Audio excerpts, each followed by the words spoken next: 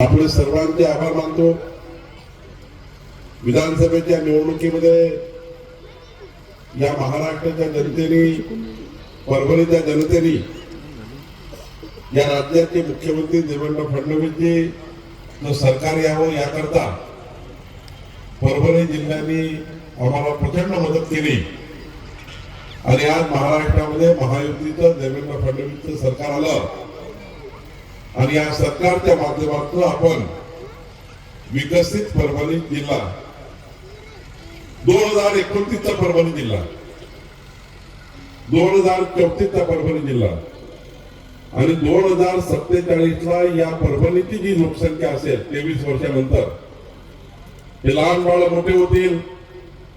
ज्या बाळाचा जन्म झाला नाही त्या बाळांकरता काय, जे बाळ जन्म झाले त्यांच्याकरता काय, 23 वर्षानंतर परभणी जिल्ह्याच्या विकासाचा संकल्प, विकासाची योजना देवेंद्र फडणवीस सरकारने तयार केली आणि आता या जिल्हा परिषद निवडणुकी झाल्यावर या जिल्ह्याचा नियोजनबद्ध विकास आराखडा तयार करण्याची जबाबदारी 2047 चा परभणी जिल्हा आणि जिल्हा परिषदच्या माध्यमातून या परभणी जिल्ह्याच्या विकासाकरता जो संकल्प नामा, तो विकासाचा नामा आहे, तो आम्ही या ठिकाणी पूर्ण करण्याकरता 7 तारखेचं मतदान आहे। 7 तारखेची निवडणुकी आपले उमेदवार दिलीपराव देशमुखांच्या नशिबाची नाही आहे। ही निवडणूक आमच्या नंदाताई देवळेंच्या नशिबाची नाही आहे। ही निवडणूक माधुरीताई देशमुख, प्रमोद गायकवाडच्या नशिबाची नाही आहे। ही निवडणूक विदांबर रसाळ, तानाजी कदमच्या नशिबाची नाही आहे। ही निवडणूक मेघनाताई बोर्डीकर आणि आमच्या नशिबाची नाही आहे। ही निवडणूक मोदीजीच्या सरकारच्या, केंद्र सरकारच्या 55 योजना ज्या जिल्हा परिषदच्या माध्यमातून आपल्या झरी मतदारसंघात येणार आहे, याकरता दिलीपराव देशमुखजीच्या माध्यमातून झरीच्या मतदारसंघात येणार आहे, याकरता निवडणूक आहे। 7 तारखेची निवडणूक ही देवेंद्र फडणवीसजीच्या सरकारच्या 44 योजना ज्या झरी मतदारसंघाला लागू होणार आहे याची निवडणूक आहे। 7 तारखेची निवडणूक मेघनाताई बोर्डीकर पालकमंत्री म्हणून ज्या 22 योजना जिल्हा नियोजन समितीला आपल्या झरीला द्याव्या लागतात, याची निवडणूक आहे। 7 तारखेची निवडणूक ही 124 योजनांची आहे। 124 योजनांच्या माध्यमातून आमचे दिलीपराव देशमुख पूर्ण 5 वर्ष आपल्या मतदारसंघाच्या जनतेकरता काम करणार आहे। बंधू भगिनींनो, खऱ्या अर्थाने आपली ही निवडणूक या भागातल्या जनतेच्या कल्याणाची आहे। खरं तर मी दिलीपराव देशमुखाला विनंती करेन, निवडून आल्यानंतर केंद्रातल्या, राज्यातल्या जिल्हा नियोजन मंडळाच्या सर्व 124 योजना, या मतदारसंघाची जनसंख्या किती आहे? 18 पगड जातीचा ओबीसी समाज, 353 जातीच्या ओबीसी समाजाच्या सामाजिक न्यायाच्या, ओबीसी कल्याणाच्या महाज्योतीच्या योजना आपल्या मतदारसंघात आणण्याकरता दिलीपराव देशमुख पाहिजे। मागासवर्गीय, शेड्यूल कास्ट, शेड्यूल ट्राइब, आदिवासी समाजाच्या माध्यमातून, आदिवासी योजनेच्या माध्यमातून, आदिवासी उपाययोजनेच्या माध्यमातून या मतदारसंघाला आदिवासी मागासवर्गीय समाजाच्या योजनेकरता आपण या ठिकाणी निवडणूक लढतोय आणि सामाजिक न्यायाच्या, शेड्यूल कास्ट, शेड्यूल ट्राइब या सर्व समाजाच्या योजना या ठिकाणी आणण्याकरता दिलीपराव देशमुखांची निवडणूक आहे। बंधू भगिनींनो, ही निवडणूक खऱ्या अर्थाने विकसित झरीची आहे, विकसित झरीची आहे।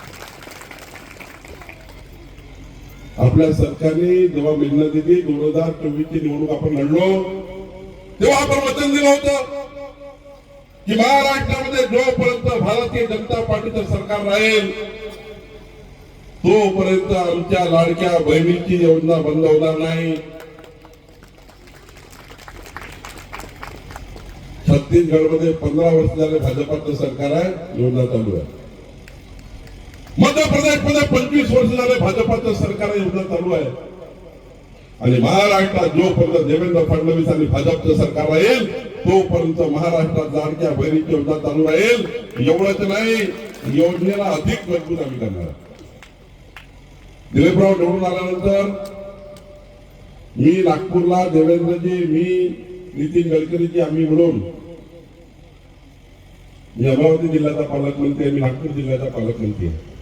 22 वर्ष झाले विधानमंडळात आहे. आता आम्ही नवसखी योजना तयार केली, मेघनादीची तुम्ही तयार करायची. या नवसखी योजनेतनं आमच्या लाडक्या बहिणीच्या 10 महिला बचत गटाची योजना, 10 महिला बचत गट, आमच्या बहिणीचे जे गट आहेत ते, जे गट होणार आहेत ते, यावर्षी दिलीपराव 50 महिला बचत गट तुम्ही तयार करा किंवा जे आहे ते पहा. या गटांना 1 लाख रुपये अनुदान, कर्ज नाही, 1 लाख रुपये अनुदान, नवसखी योजना. आणि या योजनेच्या माध्यमातून मेघनादीदी आम्ही आता 2200 बचत गट केले यावर्षी. पुढच्या वर्षी 2200, 5 वर्षात 10,000 गट. तुम्हाला माझी विनंती आहे, मेघनादीदी एक रस्ता कमी झाला चालेल, पण आमच्या लाडक्या बहिणीला 1 लाख रुपये अनुदान देऊन त्यांना रोजगार, स्वरोजगारला योजनेला देण्याचं काम आपल्याला करायचं आहे. दिलीपराव 50 महिला बचत गट यावर्षी पडले, प्रत्येक वर्षी 50 गट, 5 वर्षांमध्ये किमान 500 गटांना 1 लाख रुपयाचा चेक आपल्याला द्यायचा आहे. मेघनादीदी योजना आपल्याला करायची आहे. नवसखी लाडक्या बहिणीला मजबूत करणारी योजना. बंधू भगिनींनो, निवडणुकीने शब्द दिला होता, विधानसभेच्या निवडणुकीत आम्ही सांगितलं होतं, जर देवेंद्र फडणवीस सरकार महाराष्ट्र झाला तर आमच्या शेतकऱ्याच्या शेताच्या पंपाचं विजेचं बिल आम्ही माफ करू.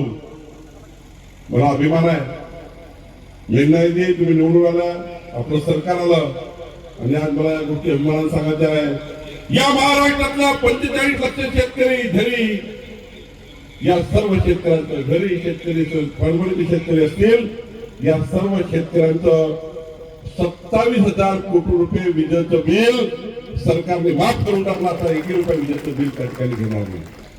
आणि आम्ही वचन दिलं आहे, देवेंद्र फडणवीस सरकार जोपर्यंत महाराष्ट्रात आहे तोपर्यंत, भाजपाचं सरकार महाराष्ट्रात तोपर्यंत 1ही रुपया शेतकऱ्याचं विजेचं बिल आम्ही घेणार नाही. शेतकऱ्याच्या विजेच्या पंपाचं आम्ही इलेक्ट्रिक बिल नाही घेणार.